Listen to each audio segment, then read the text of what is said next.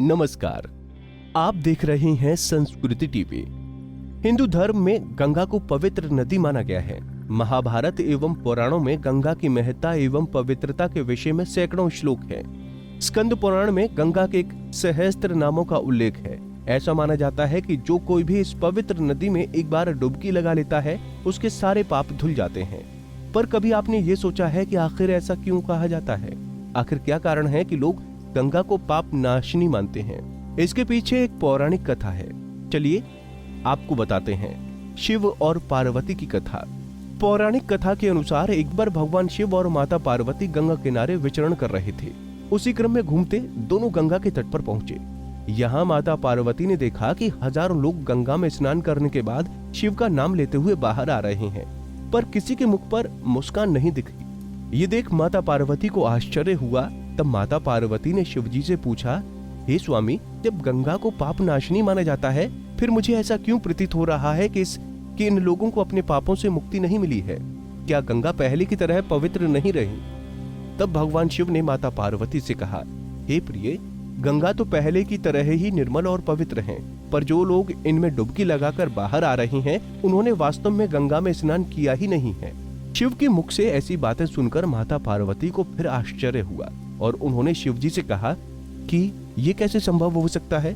क्या आप देख नहीं रहे हैं कि ये सभी स्नान करके आ रहे हैं? इनके कपड़े भी अभी तक भीगे हुए हैं। माता पार्वती के सवाल का जवाब देते हुए शिवजी ने कहा, हे प्रिय, सभी सिर्फ जल में डुबकी लगाकर निकल रहे हैं। कोई भी गंगा के पवित्र जल में स्नान नहीं कर रहा है। इसका रहस्य मैं तुम्हें आज नहीं कल बताऊंगा। ये कहकर भगवान शिव माता पार्वती को साथ लेकर वहां से चले गए। दूसरे दिन भाग्य से बरसात होने लगी। बारिश के कारण चारों ओर कीचड़ ही कीचड़ हो गया। सभी रास्ते कीचड़ से भर गए। तब भगवान शिव ने एक लाचार वृद्ध का वेश धारण कर लिया। उसके बाद एक लाचार बुजुर्ग की तरह एक गड्ढे में जाकर सो गए और गड्ढे से निकलने की असफल कोशिश करने लगे। साथ ही ऊपर खड़ी माता पार्वती से कहा कि तुम आवाज लगाओ कि मेरे वृद्ध एवं असहाय पति अचानक गड्ढे में गिर गए हैं।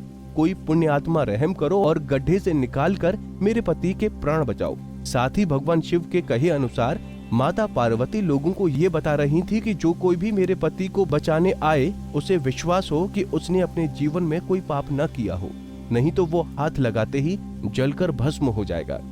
कुछ देर बाद लोग गंगा से स्नान कर उस रास्ते से निकलने लगे। सभी लोग उस महिला की बात जरूर सुनते, लेकिन महिला को देखते ही सभी के मन में पाप आ जाता।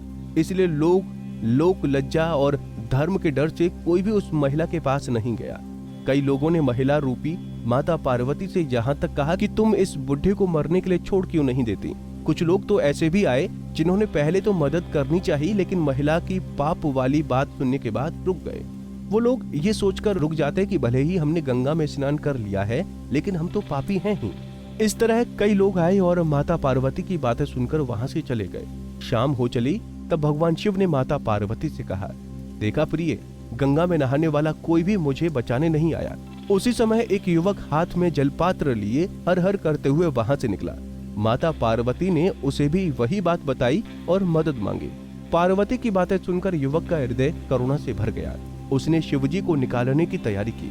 पार्वती ने रोककर कहा कि भाई, यदि तुमने कोई पाप न किया हो तो ही मेरे पति को हाथ लगाना, अन्यथा जलकर भस्म हो जाओगे। ये सुनकर युवक ने पूरे आत्मविश्वास के साथ कहा, माता, मेरे निष्पाप होने में तुम्हें संदेह क्यों होता है? देखती नहीं, मैं अभी गंगा नहा कर आया हूँ। भला गंगा में गोता लगाने के बाद भी कोई पाप रहता है क्या? मैं तेरे पति को बाहर निकालूंगा। उसने बूढ़े रूप में शिवजी को कीचड़ से बाहर निकाल दिया। युवक के इस काम से प्रसन्न होकर शिव पार्वती ने अपना असली रूप धारण कर लिया और युवक को आशीर्वाद देकर वहां से चल पड़े। तब रास्ते में शिवजी ने माता पार्वती से कहा, देखा प्रिय, इतने लोगों में से सिर्फ इस युवक ने पवित्र गंगा में स्नान किया। शिवजी ने पार्वती से कहा कि गंगा में स्नान करके लोग केवल शरीर को धो रहे हैं। इसी दृष्टांत के अनुसार जो लोग बिना श्रद्धा और विश्वास के केवल दंभ के लिए गंगा स्नान करते हैं, उन्हें वास्तविक फल नहीं मिलता। परंतु इसका ये मतलब नहीं कि गंगा स्नान व्यर्थ जाता है। विश्वास के साथ किए गए गंगा स्नान का ही वास्तविक फल मिलता है। जिन लोगों के मन में ये विश्वास नहीं है कि गंगा में नहाने से उनके मन के पाप कम हो जाएंगे या धुल जाएंगे, इस वजह से उन लोगों का गंगा में स्नान करने का कोई औचित्य नहीं है। तो दोस्तों उम्मीद है आपको हमारी ये जानकारी पसंद आई होगी। ऐसे ही धर्म और आस्था से जुड़ी जानकारी के लिए देखते रहिए संस्कृति टीवी।